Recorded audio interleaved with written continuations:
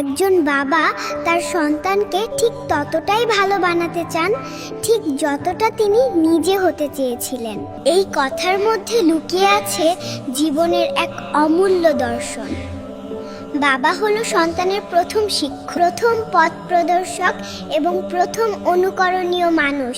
তিনি জানেন জীবনের সংগ্রাম কেমন হয়। একজন বাবা হয়তো তার জীবনের সব স্বপ্ন পূরণ করতে পারেননি, হয়তো দারিদ্রতা, সুযোগের অভাব কিংবা না প্রতিকূলতার কারণে তার জীবন থেমে গেছে কোনো এক জায়গায়।